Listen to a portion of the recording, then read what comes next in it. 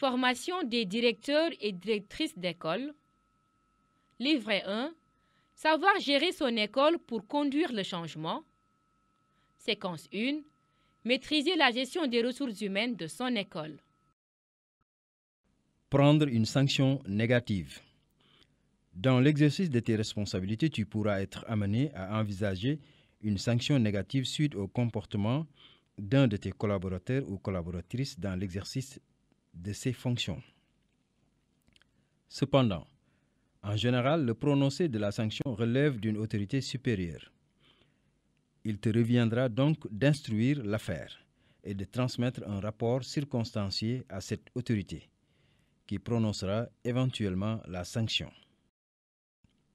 Avant, tu peux au préalable recueillir toutes les informations nécessaires en consultant les textes et ou les documents de référence, notamment la loi numéro 61-33 du 15 juin 1996 portant statut général des fonctionnaires modifié, la loi numéro 97-17 du 1er décembre 1997 portant Code du travail modifié, le décret numéro 74-347 du 12 avril 1974 fixant le régime spécial applicable aux agents non fonctionnaires de l'État modifié, le décret numéro 99-908 du 13 décembre 1999 fixant les conditions générales d'emploi et de rémunération des maîtres contractuels modifié.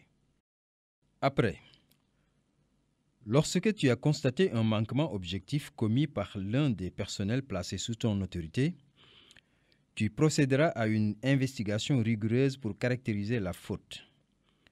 Pour engager le processus de prise de sanctions à l'encontre d'un personnel, il est absolument nécessaire de s'appuyer sur des faits avérés qui prouvent que celui-ci a objectivement failli à ses devoirs et obligations professionnelles.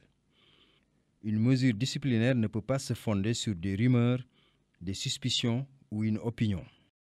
Tu recevras ce personnel afin de lui permettre de s'expliquer et de produire sa défense. La personne mise en cause peut éventuellement se faire accompagner. Lors de cette rencontre, tu commenceras par exposer les faits constatés en précisant les circonstances.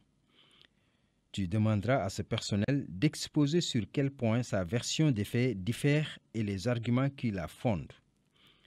Il est important de rechercher un maximum de consensus sur la réalité des faits, paroles, actes, manquements, qui vont caractériser la faute et pourront justifier une sanction. Tu pourras exposer ensuite la réglementation qui est prévue par les règles internes du ministère de l'Éducation.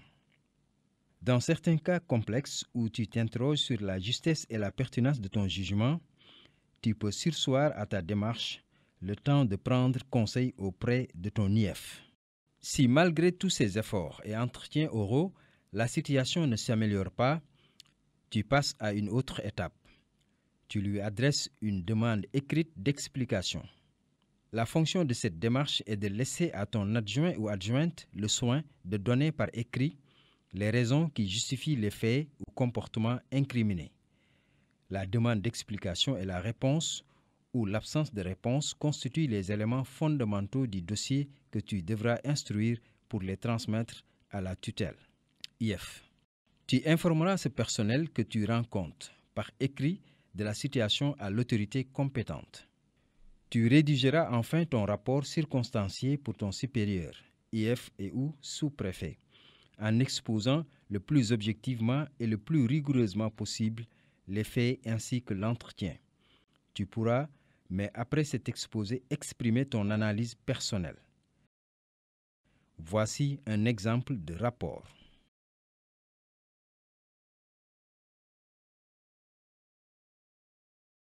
Remarque, il est important que cette démarche ne soit pas une affaire entre la personne concernée et toi. C'est un problème professionnel entre elle et l'institution que tu représentes. Il n'est nullement question de sentiments personnels de ta part, mais seulement de l'application des règles liées à la fonction. Améliorer le climat social. La démarche d'amélioration du climat social peut s'appuyer sur 7 axes. Stratégie d'équipe, justice scolaire, pédagogie et coopération, prévention des violences et du harcèlement, coéducation, pratique partenariale et qualité de vie à l'école. Agir sur le climat scolaire, c'est donc agir sur l'ensemble de l'organisation de l'école en portant des actions sur les 7 facteurs identifiés. Voici des domaines de vigilance qui sont autant de pistes d'action possibles sur ces 7 champs. Stratégie d'équipe. Construire un diagnostic partagé sur le climat scolaire. Définir une politique éducative d'école. Mobiliser les équipes pédagogiques et éducatives ainsi que les membres de la communauté éducative. Faire vivre pleinement les instances de l'école. Mutualiser les bonnes pratiques et les promouvoir. Justice scolaire. Expliquer les règles et leur donner le sens dans leurs applications. Impliquer les élèves dans la conception de ces règles et dans la mise en pratique du règlement intérieur. Agir avec justice et déontologie.